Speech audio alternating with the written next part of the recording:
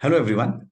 इस वीडियो में मैं कैपिटल बजटिंग डिसीजंस के जो टाइप टू के रिमेनिंग सम्स है, मतलब स्टैटिस्टिकल टेक्निक्स के जो रिमेनिंग सम्स है वो कवर करूंगा। ओके, चलो स्टार्ट करते हैं। लो,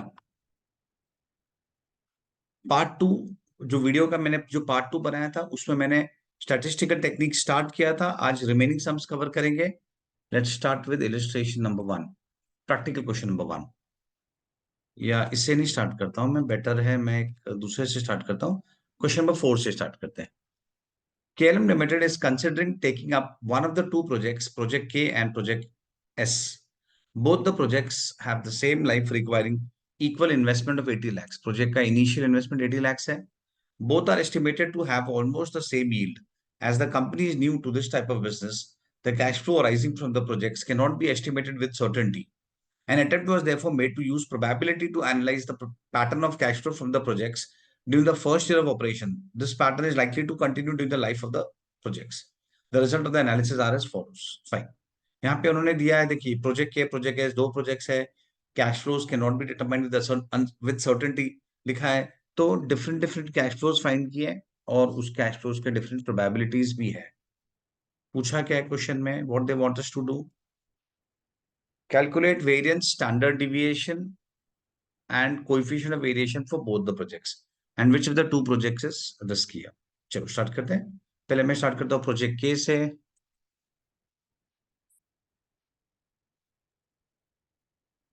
कैश फ्लोज, इसको एक्स बोल देते हैं, प्रोबेबिलिटी एक्स इंटू पी और X minus x bar the whole square into p.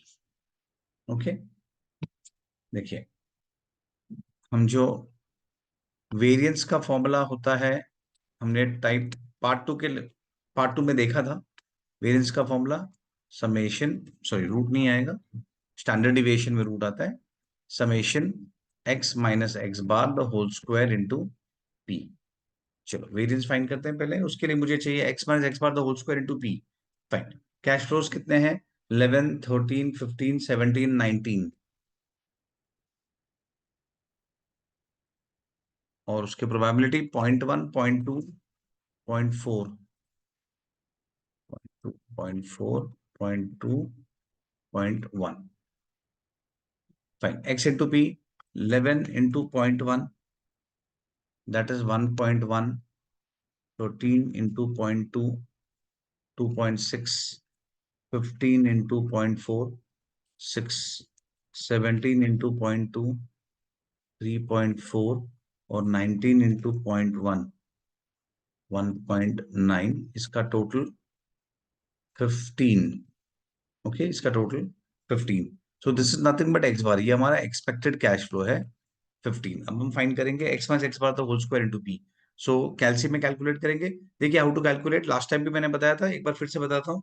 X minus x bar का whole square, so 11 that is x minus x bar, x minus x bar that is 11 minus 15 into equal to, तो square हो गया, into probability जो कि 0.1 है, answer आया 1.6 और इसे हम एम प्लस में डाल देंगे। Next one 13 minus 15 into equal to into 0.2 m plus 0.8। Next one obviously zero होगा, 15 minus 15 the whole square into probability, then 17 minus 15 the whole square into 0.2 that is 0.8। और सिमिलरली लास्ट वाला 19 minus 15 the whole square into 0.1 that is 1.6 और MRC press करेंगे तो इसका total मिल जाएगा straight away 4.8। That's it. तो वेरिएंस कितना है, variance is 4.8। What is standard deviation, standard deviation root of variance होता है, या हम रूट ऑफ ये भी लिख सकते हैं, दैट इज रूट ऑफ 4.8, वो आ गया 2.190, 2.19। ये हमारा स्टैंडर्ड डिविएशन हो गया। अब क्वेश्चन में कोएफिशिएंट ऑफ वेरिएशन भी पूछा है। कोएफिशिएंट ऑफ वेरिएशन को मैंने डिटेल में डिस्कस किया था सेकंड पार्ट में, सेकंड वीडियो जो बनाया था ये चैप्टर का। ओके, तो उसमें एक बार देख लेना, इनकेस नहीं देखा हो तो। Coefficient of variation standard deviation upon mean, standard deviation है 2.19 और मीन है 15. ओके, मीन है 15. 2.19 divided by 15, that is 0.146. And how do we interpret coefficient of variation? कि for every 1 rupee that you earn, for every 1 rupee of NPV that we earn, इसमें risk 0.146 है. Okay, fine. तो ये question का first part हुआ project, first project का, that is project K. And similarly we can find for project S. इन्हें for both the project चाहिए. और लास्ट में पूछा which of the two project is riskier. Fine. I hope ये part समझा सबको project के का. सिमिलरली तुम प्रोजेक्ट एस का फाइंड कर सकते, वो मैं होमवर्क रखता हूँ. I think definitely all can do it. जिस तरीके से प्रोजेक्ट के का किया उसी तरीके से सेम वे प्रोजेक्ट एस का करना है. ओके, उसी तरीके से एस का करना है. और क्वेश्चन में पूछा which project is more riskier. तो रिस्की के लिए we have to compare CV. हमें सीवी को कंपेयर करना है. कंपेयर सीवी, हमें सीवी को कंपेयर करना है. एंड जिस प्रोजेक्ट का सीवी लोअर होगा, the project which has lower CV, the project which has lower CV will be less riskier, will be less riskier. जिस प्रोजेक्ट का सीवी लोअर होगा वो कम रिस्की होगा. ओके, अगेन ये भी हमने सेकंड वीडियो में डिस्कस किया था. तो this is just in continuation with my second video. Fine, आगे जाते हैं. ये सम हो गया, काफी सिंपल था. क्वेश्चन नंबर 1 ये 4 हो गया. आई मीन नेक्स्ट क्वेश्चन पे आते हैं. Question number 6. Shivam Limited is considering two mutually exclusive projects A and B.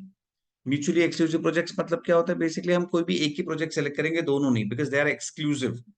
Mutually exclusive का मतलब ये होता है हम दोनों नहीं सिलेक्ट करेंगे. फॉर एग्जाम्पल अगर मुझे टीवी लेना है तो या तो मैं टीवी सपोज एलजी का लूंगा या तो मैं सैमसंग का लूंगा, तो दोनों टीवी थोड़ी लूंगा.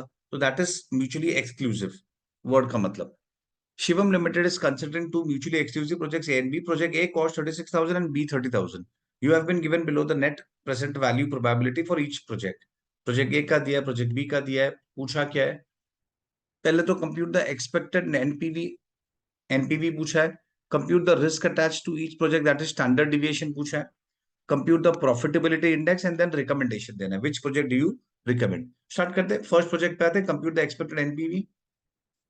प्रोजेक्ट ए से स्टार्ट करते हैं. सेम पैटर्न करना है. फर्स्ट इज एनपीवी, उसे मैं एक्स लिख देता हूं. This is x. Probability NPV 15,000, 12,000, 6,000, 3,000. And probability है 0.2, 0.3, 0.3 and 0.2. Fine, first project. Then x into p करेंगे तो हमें उसका एनपीवी मिल जाएगा. And then similarly we can find standard deviation x minus x bar the whole square into p. चलो fine करते हैं. X p 15,000 into 0.2 3,000, 12,000 into 0.3 3,600, 6,000 into 0.3 1,800 and 3,000 into 0.2 600. Total 3,000 plus 3,600 plus 1,800 plus 600, that is 9,000. Total 9,000 है. And अब हम find करेंगे x minus x bar the whole square into p. Same method. What is x? 15,000 x minus x bar, उसको whole square करेंगे and then उसको probability से multiply कर देंगे. ओके, चलो. x 15,000 minus x bar 9,000 into equal to into 0.2 m plus, that is 72 lakhs. 72 lakhs. Next one, 12,000 minus 15, sorry, 12,000 minus 9,000 plus square into equal to into 0.3 m plus, that is 27 lakhs. Next one, 6,000 minus 9,000 into equal to into 0.3, 27 lakhs. Last one, 3,000 minus 9,000 into equal to into 0.2 m plus, that is 72 lakhs. इसका total 1,98 lakhs. Fine, ये आ गया. अब question में क्या पूछा है इन्होंने? First is expected NPV. तो for the first part expected NPV project A का है 9,000 एंड स्टैंडर्ड डिविएशन सेकेंड में रिस्क पूछा है, सेकेंड पार्ट में पूछा है। ओके, तो मैं इसको सेकेंड पार्ट में ले लेता हूं। प्रोजेक्ट बी का बाद में करेंगे। Second part standard deviation project A का standard deviation under root 91 crore 98 lakhs square root that is 4449.72। Fine, project A का फिनिश हो गया। प्रोजेक्ट बी से स्टार्ट करते हैं। Then same way we have to do for project B, पूरा same है। Project B जो उसका एनपीवी है एक्स इंटू पी और x into p x minus x bar the whole square into p. Inflows है 15 12 6 3। Okay, 15 12 6 3।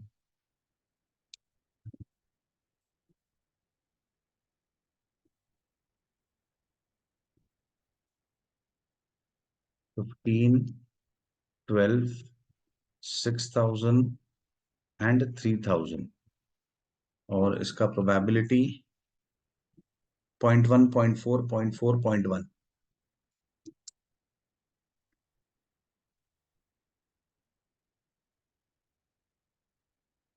Okay fine, continue करते हैं। 15,000 into 0.1 1,500, 12,000 into 0.4 4,800, 6,000 into 0.4 2,400 and 3,000 into 0.1 is 300.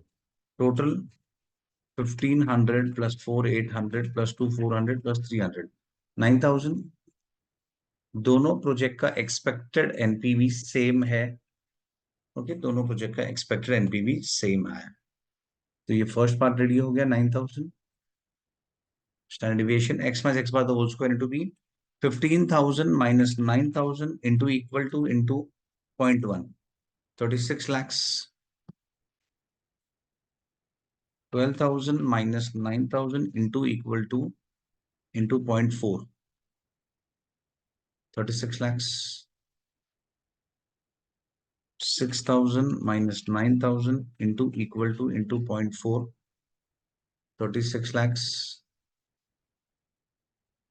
and 3,000 minus 9,000 into equal to into 0.1 36 lakhs. Total 1 crore 44 lakhs. Okay, total 1 crore 44 lakhs. तो ये हो जाएगा standard deviation 1 crore 44 lakhs का square root that is 3794.73। I hope you all have understood. Normal था, ज्यादा कुछ complication था नहीं। Next one, compute the profitability index. Profitability index find करना है, थर्ड पार्ट। चलो, पीआई हम पीआई कैसे फाइंड करते हैं? PI is profitability index. क्या होता है बेसिकली? हम पीवीसीआई एंड पीवीसीओ को कंपेयर करते हैं। Present value of cash inflow divide by present value of cash outflow. First आते प्रोजेक्ट ए में, फर्स्ट प्रोजेक्ट ए में आते हैं। आज what is PVCI? Project A का क्या पीवीसीआई है? ये जो है ये 9,000, ये क्या है? This is expected NPV, mind you, this is NPV not CI. ये एनपीवी है और प्रोजेक्ट का मेरा आउटफ्लो कितना है? प्रोजेक्ट ए का आउटफ्लो है 36,000। प्रोजेक्ट ए का आउटफ्लो 36,000 है, दिस इज आउटफ्लो। और ये जो है 9,000 वो इनफ्लो है, एनपीवी आई मीन। तो सी, पीवीसीआई माइनस पीवीसीओ करेंगे तो वी गेट एनपीवी। तो हमारे लिए प्रोजेक्ट ए का पीवीसीआई हमारे पास नहीं है, पीवीसीओ है 36,000 एंड एनपीवी हमने कैलकुलेट किया 9,000। तो दैट मींस पीवीसीआई कितना हो गया? 9,000 प्लस 36,000। तो यहाँ पे लिखते हैं पीवीसीआई है 9,000 जो कि एनपीवी है प्लस 36,000 डिवाइड बाय पीवीसीओ। तो ये हो गया 36,000 plus 9,000 divide by 36,000 1.25। And how do we read it? इसका मतलब क्या होता है? इसका मतलब होता है for every 1 rupee of outflow, अगर हम 1 रुपए का खर्चा करते हैं तो वी आर अर्निंग 1.25। अगर हम 1 रुपए का खर्चा करते हैं तो हम अर्न कर रहे हैं 1.25। This is the meaning of PI. Similarly project B का हम कैलकुलेट करेंगे। प्रोजेक्ट बी के लिए क्या पोजीशन है, उसका आउटफ्लो है 30,000 और एनपीवी तो सेम था 9,000। एनपीवी 9,000 है प्रोजेक्ट बी का, only thing is outflow is 30,000। तो 9,000 प्लस 30,000 अपॉन 30,000, तो ये हो गया 39,000 divide by 30,000, that is 1.3। This means for every 1 rupee of outflow हम 1.3 रुपीज अर्न करते हैं। That's it. Next part, which project do you recommend, state with reason.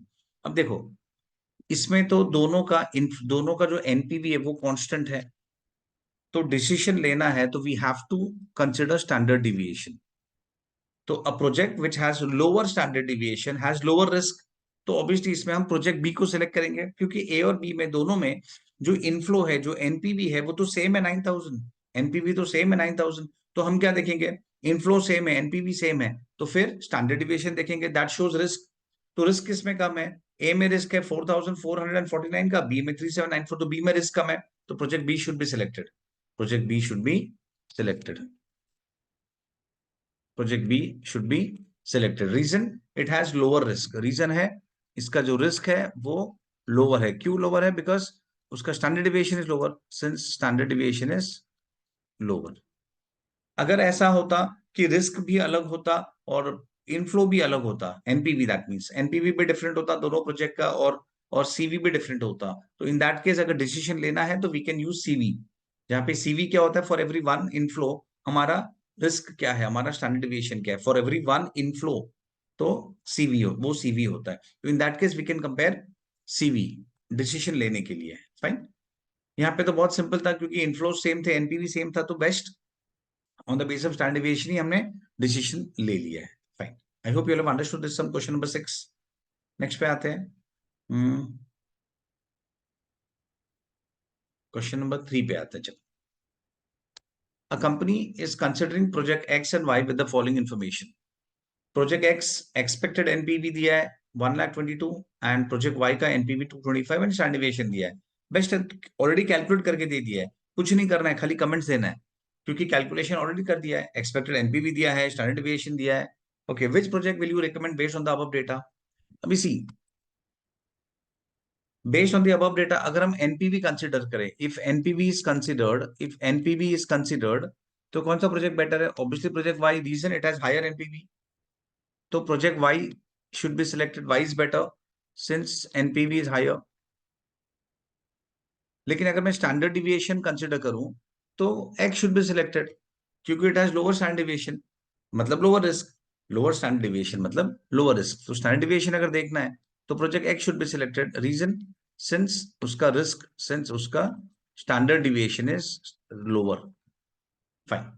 Second में, explain whether your opinion will change if you use CV as a measure of risk. देखो, अगर CV calculate करें तो it is very simple. CV का formula standard deviation upon mean. तो project x का CV क्या है, मैं डायरेक्टली कैलकुलेट कर देता हूँ। स्टैंडर्ड डिविएशन है 90,000 divide by mean NPV 1,22,000, that is 0.7377। Standard deviation upon mean 1,20,000 divide by 2,25,000, that is 0.5333। तो in this case y should be selected. Why? क्योंकि कोएफिशिएंट ऑफ वेरिएशन क्या बताता है कि for every 1 rupee of inflow, for every 1 rupee of NPV कितना risk है, कितना standard deviation है, कितना रिस्क है, तो प्रोजेक्ट y का लोअर है, तो y has lower standard deviation, therefore lower risk, hence project y should be selected. Hence project y should be selected. Which measure is more appropriate in the situation and why? देखो, generally तो हम coefficient variation पे use करते हैं। कब coefficient variation use करेंगे, जैसे कि प्रेजेंट केस में अगर हम स्टैंडर्ड डिविएशन के एंगल से देखेंगे, स्टैंडर्ड डिविएशन के एंगल से तो प्रोजेक्ट एक्स इज बेटर, लेकिन एनपीवी के एंगल से देखेंगे तो प्रोजेक्ट वाई इज बेटर। तो जनरली हम स्टैंडर्ड इन दिस सिनेरियो हम सीवी यूज करते हैं, क्योंकि दोनों में डिफरेंट डिफरेंट आंसर आ रहा है ना। एज पर NPV answer is different and as पर standard deviation project selection is different. तो क्या करें, तो जनरली हम सीवी यूज करते हैं। ओके, पर अगर हमें एक विदाउट सीवी यूज करना है, क्योंकि सीवी देखिए पॉइंट नंबर 2 में हमने सीवी पे कमेंट कर दिया है, तो अब पॉइंट नंबर 3 में तो हम फिर से सीवी नहीं बोलेंगे क्योंकि पॉइंट नंबर 2 में कवर हो गया है। तो अब हम पॉइंट नंबर 3 में क्या आंसर देंगे कि अगर एनपीवी और स्टैंडर्ड डिविएशन में अगर कॉन्ट्राडिक्टरी आंसर्स है तो in that case NPV should be selected. NPV को हम ज्यादा प्रेफरेंस देंगे और project Y should be selected. Project Y को क्यों सिलेक्ट करेंगे, क्योंकि एनपीवी इज हायर। हम क्यों एनपीवी को ज्यादा इंपॉर्टेंस देते हैं, ज्यादा वेटेज देते हैं? Simple reason, NPV is actual money received. Simple, actual money received मतलब पैसा आया ना, ज्यादा पैसा आ रहा है, ज्यादा पैसा आ रहा है, ऑन एन एवरेज ज्यादा पैसा आ रहा है। और टेक्निकल टर्म्स हम बोलेंगे तो it results in wealth maximisation. Company के पास पैसा ज्यादा आएगा तो प्रॉफिट बढ़ेगा, प्रॉफिट बढ़ेगा तो कंपनी का शेयर प्राइस बढ़ेगा, and that will result in wealth maximisation. तो ड्यू टू वेल्थ मैक्सिमाइजेशन, हम प्रोजेक्ट वाई को सिलेक्ट करेंगे क्योंकि उसका NPV is higher. Okay, I hope you have understood this part. चलो नेक्स्ट हम लेते हैं question number 1, practical question number 1 लेते हैं। Fine.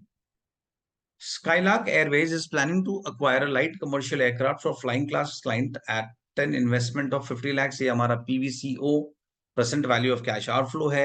The expected cash flow after tax CFT for the next 3 years is as follows. CFT देके रखा है तो it is similar sum. The company wishes to take into consideration all possible risk factors relating to airline. और पूछा क्या है, first में पूछा the expected NPV of this venture assuming independent probability distribution with 6% risk-free rate of interest or possible deviation in the expected value. How would standard deviation of the present value distribution is helpful in capital budget decision? Fine. Start करते हैं, पहले first part पे आएंगे। चलो हम सम start करते हैं अभी इससे। स्टार्ट करते हैं ईयर 1, ईयर 2, ईयर 3, 3 ईयर्स का इनफ्लोज दिया है और तीनों ईयर में मल्टीपल कैश फ्लोज है। मीनिंग ईयर 1 में 4 इनफ्लोज है, ईयर 2 में 4 इनफ्लोज है, ईयर 3 में 4 इनफ्लोज है विद डिफरेंट डिफरेंट प्रोबेबिलिटीज। तो चलो हम स्टार्ट करते हैं। पहले हम ईयर 1 पे आते हैं। ये सम को हम इंपॉर्टेंट मार्क कर सकते हैं, इसमें स्लाइड कुछ चेंज है। ओके, एक स्लाइड चेंज है, वो डिस्कस करेंगे बाद में। अच्छा, ईयर 1 सबसे पहले हम स्टार्ट करते हैं ईयर 1 से। ये मेरा cash flow probability x into p and x minus x bar the whole square into p. Year 1 14 lakhs, इसमें नंबर्स बहुत बड़े हैं लैक्स में, तो हम लैक्स में सॉल्व करेंगे, 0 0 फुल नहीं लिखेंगे। 14 lakhs, 18 lakhs, 25 lakhs and 40 lakhs. Probability 1, 2, 4, 3. 1, 2, 4 and 3. चलो सॉल्व करते हैं इसको normal. 14 into 0.1 1.4, 18 into 0.2 3.6, 25 into 0.4 is 10 and 40 into 0.3 is 12. Total ये आ जाएगा इसका answer 1.4 plus 3.6 plus 10 plus 12, total 27। Total 27। अभी नॉर्मल नॉर्मल मैनर से हम x minus x bar the whole square into p calculate करेंगे।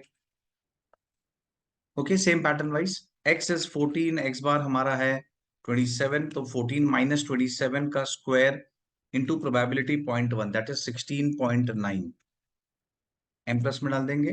देन 18 माइनस 27 का square into 0.2 that is 16.2,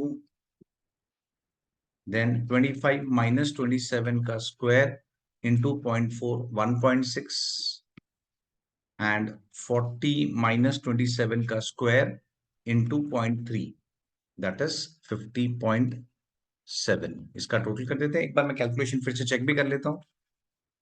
14 into 0.1, then 18 into 0.2, 25 into 0.4, 40 into 0.3, total 27, correct? 14 minus 27 का square into 1 into 0.1 that is 16.9, 18 minus 27 का square into 0.2, 16.2, 25 minus 27 का square into 0.4 1.6 and 40 minus 27 का square into 0.3, total 85.4।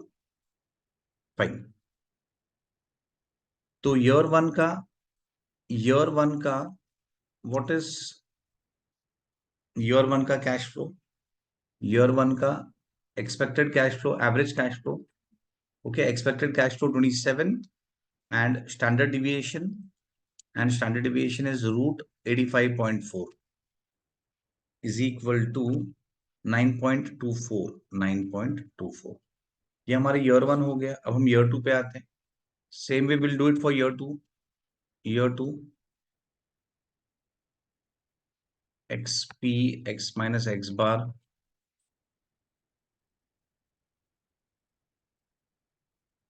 पहले x into P colon बनेगा. इसको erase कर देता हूं.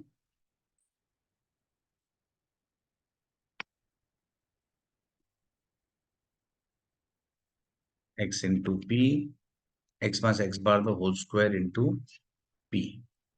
सेकेंड ईयर के कैश फ्लोज कितने हैं? 15 lakhs 20, 15, 20, 32, 45.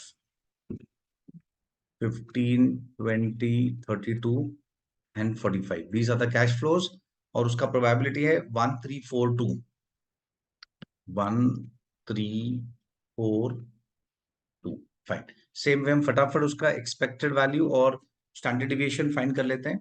15 into 0.1 that is 1.5. 20 into 0.3 that is 6. 32 into 0.4 that is 12.8 and 45 into 0.2 that is 9 और इसका टोटल है 29.3. Okay, 1.5 plus 6 plus 12.8 plus 9, 29.3. Same way हम x माइनस एक्स बार तो उसको इनटू p फाइंड करेंगे. x is 15 minus x bar 29.3 उसका square into probability that is 20.449. Second, 20 minus 29.3 the whole square into probability 0.3 that is 25.947. 32 minus 29.3 का square into 32 minus 29.3 उसका square and into probability 0.4 that is 2.916. and then 45 minus 29.3 का square into probability 0.2, 49.298. भाई एक बार total फिर से check कर लेता हूँ कैलकुलेशन. आई मीन 15 माइनस 29.3 का स्क्वायर इंटू 0.1, 20 माइनस 29.3 का स्क्वायर इंटू 0.3, 32 माइनस 29.3 का square into 0.4 and finally 45 minus 29.3 का स्क्वायर इंटू 0.2. सो 98.61. ओके, तो year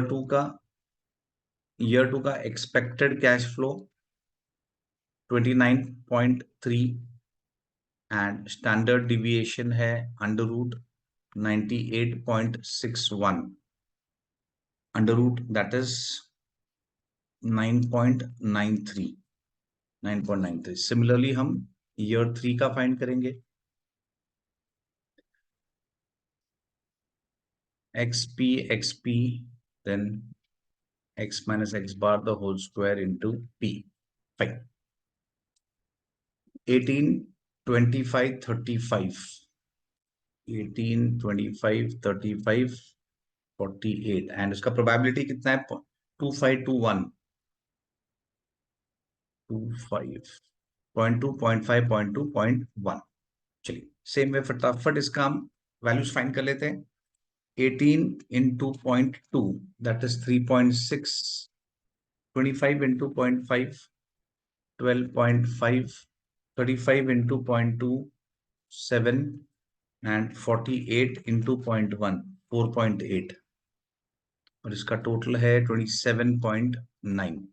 so this is expected cash flow 27.9. अब हम स्टैंडर्ड डिविएशन फाइंड करेंगे.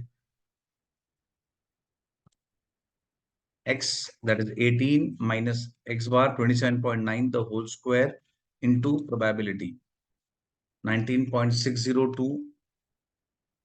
next number x minus 27 x minus x bar 25 minus 27.9 the whole square into 0.5, 4.205, 35 minus 27.9 का square into 0.2,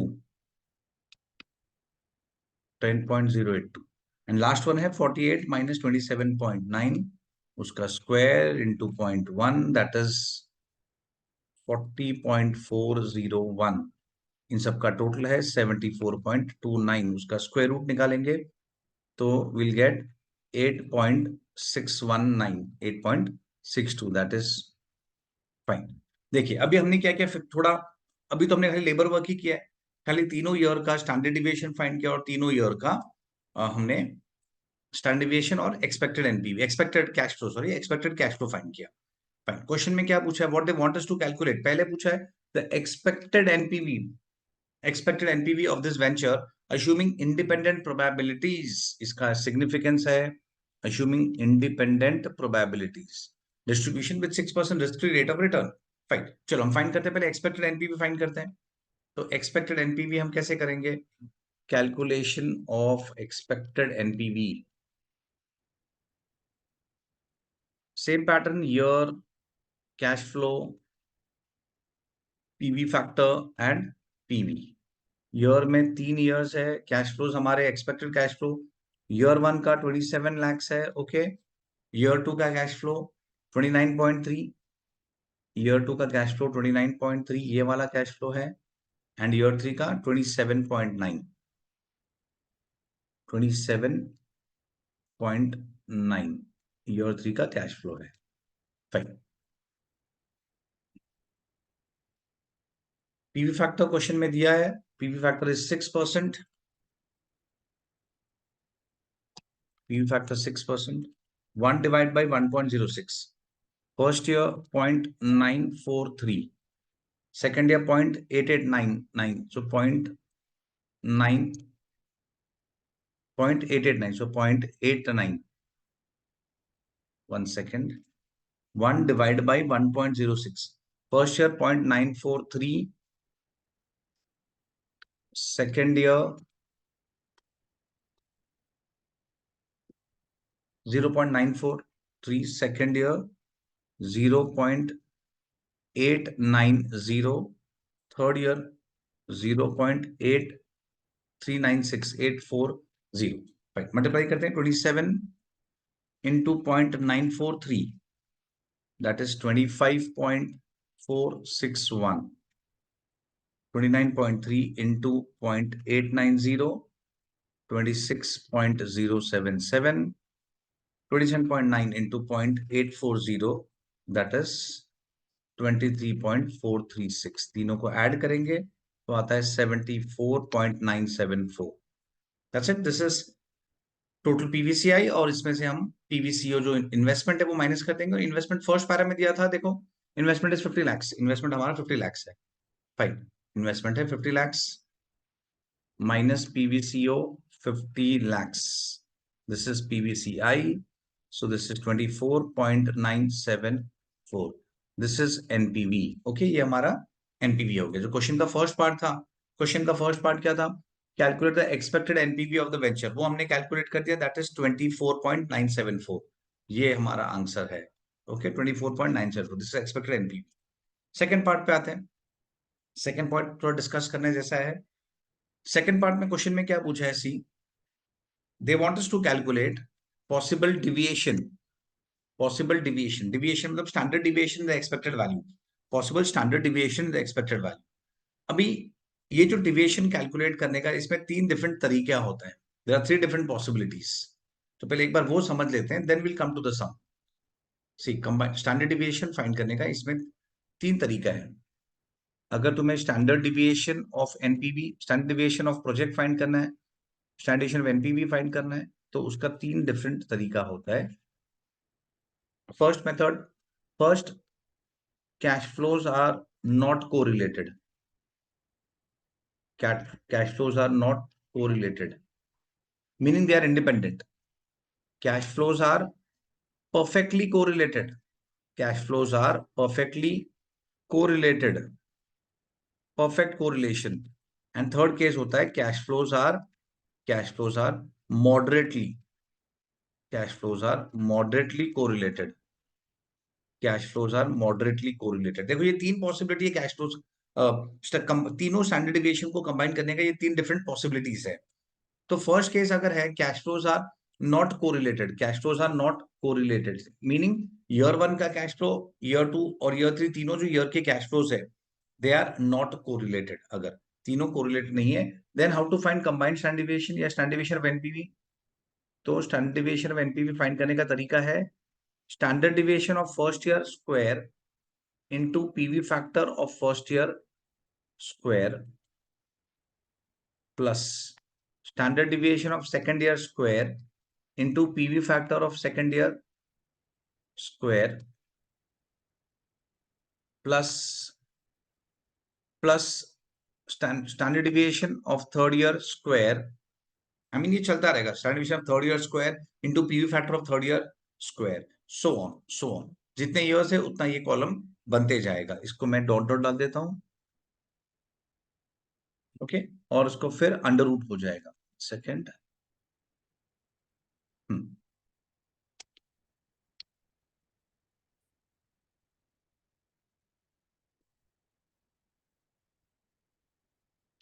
हाँ देखिए ये जितने भी ईयर्स है उतना चलता रहेगा and the whole under root, the whole under root. I hope this is okay. मैं फिर से रिपीट करता हूँ, स्टैंडर्ड डिविएशन फर्स्ट ईयर का square meaning variance, you can say variance या standard deviation of one first year into square standard deviation of first year का square into PV factor of first year का square plus standard deviation of second year का square into PV factor of second year का square so on plus standard deviation of third year का square into PV factor of third year का square so on, ये चलता रहेगा and then whole under root. Second case if cash flows are perfectly correlated, तो हम standard deviation कैसे calculate करेंगे पूरे प्रोजेक्ट का, पूरे एनपीवी का। Standard deviation of 1 into PV factor of first year plus standard deviation of 2 into PV factor of second year so on, that's it, simple, no square no root, no square no root. ये कब किया जाएगा? If cash flows are perfectly correlated, if cash flows are perfectly correlated and if cash flows are moderately correlated, अगर हमारे cash flows अगर moderately correlated है then how do we find standard deviation of NPV? तो इसका तरीका थोड़ा different है, different in the sense हम एनपीवी फाइंड करेंगे फर्स्ट ईयर का minus average NPV the whole square into p, then NPV second year का minus average NPV of second year the whole square into p probability of second year so on. Okay इस तरीके से calculate किया जाएगा। Fine, ये first दो cases ज्यादा relevant है, ज्यादा पूछने के चांसेस है, फर्स्ट दो केसेस के चांसेस कंपैरेटिवली ज्यादा है। फाइन, तो अभी हम प्रेजेंट सम पे आते हैं, हम कौन से केस ले। तो प्रेजेंट सम में अगर हम क्वेश्चन पढ़ेंगे प्रॉपर्ली तो यहाँ पे लिखा था cash flows are independent, independent मतलब they are not correlated, cash flows are independent मतलब दे आर नॉट कोरिलेटेड। तो हम फर्स्ट केस में है, इन दिस सिनेरियो हम फर्स्ट केस में है cash flows are independent meaning cash flows are not correlated, तो हम फर्स्ट वाला फॉर्मूला यूज करेंगे। चलो फिनिश करते हैं इस सम को।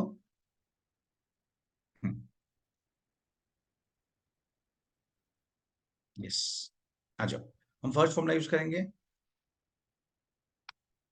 Standard deviation of NPV is equal to standard deviation of 1 the whole square into PVIF first year का P factor the whole square plus second year का standard deviation into second year का P factor का square plus third year का standard deviation square into third year का P factor का square and then the whole under root is equal to.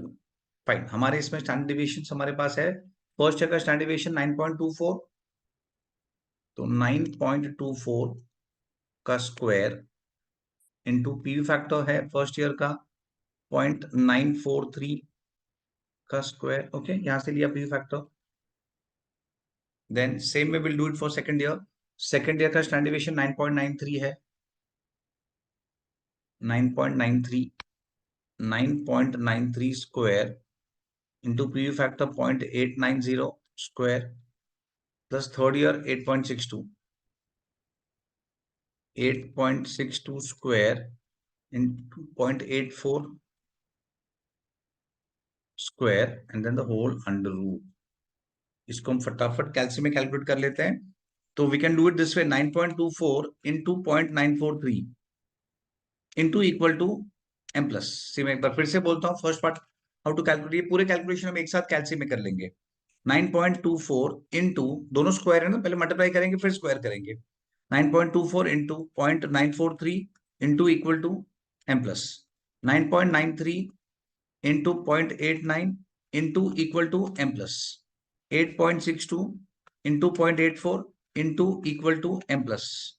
MRC press करेंगे तो total मिल जाएगा, जो आया है 206.456, और इसका स्क्वायर रूट करेंगे तो 14.36837।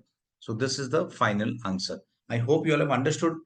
और ये तीनों मेथड भी समझा होगा जो मैंने ऊपर डिस्कस किया था, ये तीनों मेथड। ओके, क्वेश्चन में, हमारे प्रेजेंट क्वेश्चन में क्या लिखा था कि cash flows are independent. Independent मतलब they are not correlated, that's why we are using this formula. अगर लिखा होता cash flows are perfectly correlated तो ये सिमिलर फॉर्मूला यूज होता, पर इसमें अंडर रूट नहीं है, इसमें अंडर रूट नहीं है और इसमें स्क्वायर भी नहीं है। Simple simple way to remember, ये दोनों फॉर्मुलाज थोड़े सिमिलर है, दोनों फॉर्मुलाज।